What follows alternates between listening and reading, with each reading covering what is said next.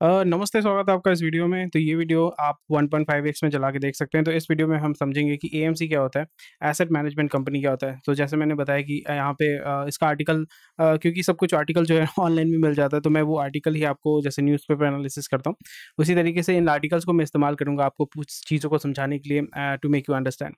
So it's very simple and easy. तो आज हम बात करेंगे म्यूचुअल फंड को भी हम कवर करेंगे, ईटीएफ यानी एक्सचेंज ट्रेडेड फंड्स को भी हम कवर करेंगे, स्टॉक मार्केट को भी कवर करेंगे। और मेरा ऑब्जेक्टिव ये है कि 1000 टेक्निकल एनालिसिस इस साल और पूरा जो स्टॉक मार्केट का जो भी नॉलेज मेरे पास है, क्योंकि नॉलेज जो होता है खुशी बांटने से बढ़ता है, नॉलेज बांटने से बढ़ता है। उसी के साथ साथ आप हमारे टेलीग्राम ग्रुप के साथ ज्वाइन कर सकते हैं। कोई भी क्वेश्चन क्वेरी है डेफिनेटली मुझे बता सकते हैं। सो मैं ये भी सोच रहा था कि ऑनलाइन क्लासेस को शुरू करने के लिए, जहाँ पे स्टॉक मार्केट के बेसिक्स जो लेक्चर्स होते हैं, क्लासेस होते हैं, मैं लूँगा।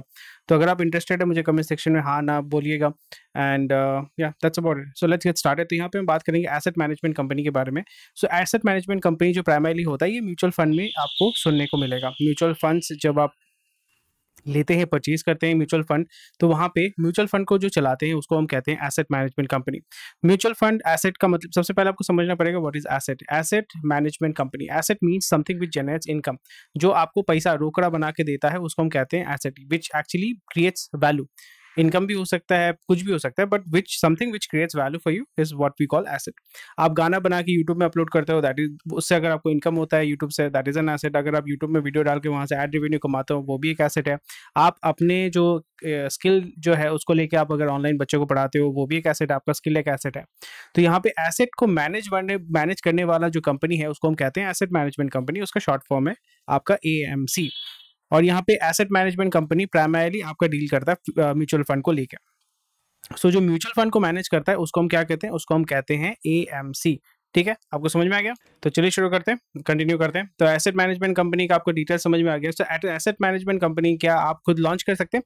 डेफिनेटली लॉन्च कर सकते हैं, पर इंडिया में प्राइमरीली अगर हम इंडिया में देखें तो इंडिया में आपको परमिशन लेना पड़ता है सेबी से। आप अगर एएमसी लॉन्च करना चाहते हैं खुद का, तो आपको सेबी से परमिशन लेना पड़ेगा, सेबी से लाइसेंस लेना पड़ेगा, and then you can launch your AMC. पर यहाँ पे और एक चीज़ आपको ध्यान में रखना पड़ेगा, प्राइमरीली जो बैंकिंग सेक्टर में है, यानी जो बैंक्स होते हैं वही प्राइमरीली यहाँ पे लॉन्च करते हैं। जैसे आईसीआईसीआई हो गया, एचडीएफसी हो गया, ठीक है, एसबीआई हो गया, ये आपका जो है एएमसी को लॉन्च करते हैं। और बहुत सारे ऐसे इंडिविजुअल्स भी हैं, ब्रोकरेज हाउस भी है। फॉर एग्जांपल आपका ज़ेरोधा भी जो है उनका खुद का म्यूचुअल फंड नहीं है, but slowly and gradually they are also launching it. और पराग पारिक आपने नाम सुना होगा, पराग पारिक, वो तो बैंक नहीं चलाते, तो वो भी जो है कंसल्टिंग फर्म है, उन्होंने भी अपना जो म्यूचुअल फंड है वो चलाया है। सो ये आपका बेसिक अंडरस्टैंडिंग होता है। और यहाँ पे जो इस पूरे मैनेजमेंट कंपनी को चलाते हैं, यानी मैनेजमेंट कंपनी जब आप चलाएंगे तो यहाँ पे मैनेजर्स रहेंगे। मैनेजमेंट में कौन रहता है? मैनेजर्स रहते हैं। तो मैनेजर्स को कंपेंसेट किया जाता है, तो उनका जो इनकम होता है वो जो एसेट मैनेज करते हैं वहीं से एक सर्टेन परसेंटेज उनको दिया जाता है एज कॉम्पेंसेशन, जो इनका इनकम होता है। और वहाँ पे इसलिए जब आप म्यूचुअल फंड परचेज करते हैं,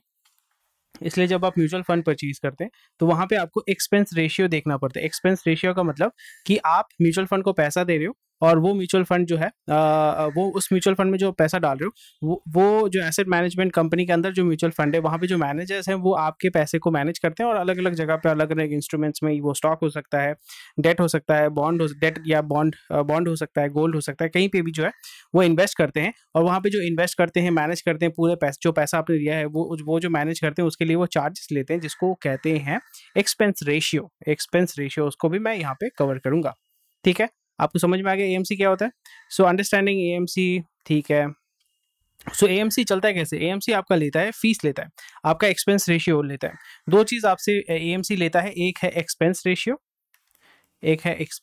और एक होता है आपका एग्जिट लोड, हर एक म्यूचुअल फंड में एग्जिट लोड नहीं होता, बट बहुत सारे फंड्स में एग्जिट लोड होता है। एग्जिट लोड का मतलब होता है कि अगर आपने म्यूचुअल फंड में पैसा डाला और वहाँ पे एग्जिट लोड दिया हुआ है कि 45 दिन के अंदर अगर आप पैसा निकाल लेते हो, तो हम 1% जो आपने पैसा डाला है उसका पैसा काट लेंगे। क्यों? क्योंकि वो चाहते हैं कि स्टेबल तरीके से, मतलब वहाँ पे लॉन्ग टर्म पैसा रहे। ये इसलिए तो म्यूचुअल फंड में अगर सबको 2 दिन बाद पैसा निकालेंगे, तो फिर म्यूचुअल फंड तो दिक्कत हो जाएगा चलाने के लिए। तो इसलिए वो एग्जिट फंड लगाते हैं। हर एक म्यूचुअल फंड में आपका एग्जिट फंड नहीं होता है, बट हर एक फंड में जो है एक्सपेंस रेशियो होता है।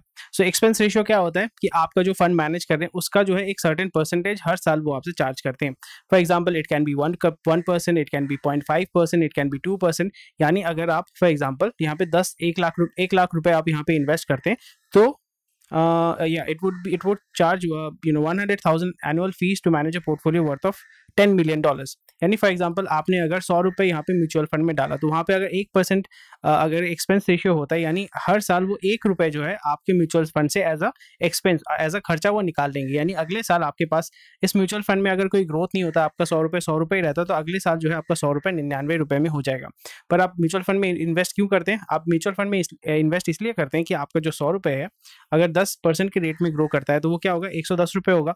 तो इसलिए आप इन्वेस्ट करते हो। तो 110 में से अगर 1 रुपए निकालते हैं तो कितना होता है, 119 रुपए होता है। पर आपको कितना फायदा होता है, आपको 19 रुपए का फायदा होता है। ये मोटा मोटा बात मैं बोल रहा हूँ आपको। तो आपका टारगेट ही होता है कि आपको 19 रुपए कमाना है, बट यहाँ पे आप क्या करें, उनके एक्सपर्टीज को, उनके नॉलेज को इस्तेमाल करके ये 19 रुपए कमा रहे हो। और यहाँ पे आपका जजमेंट ये होना चाहिए कि कौन सा म्यूचुअल फंड आपके लिए सही होगा और किस तरीके का म्यूचुअल फंड आपके लिए सही होगा। तो अगर ऐसे टाइप की वीडियोज अगर आपको पसंद है, मुझे कमेंट सेक्शन में बताइएगा। I will be more than happy to do that. So यहाँ पे म्यूचुअल फंड जो होता है, एएमसी के बारे में आपको समझ आ गया। एएमसी टिपिकली क्या करते हैं, वो बाई साइड में काम करते हैं। बाई साइड का मतलब होता है, उनका काम होता है कि उनके पास जो पैसा दिया गया है उस पैसे से वो परचेज करते हैं, वो बाई करते हैं। They can buy stocks, they can buy debt, they can buy bond, they can buy anything, जिससे आपका जो है वेल्थ क्रिएशन होगा, पैसा आएगा, राइट।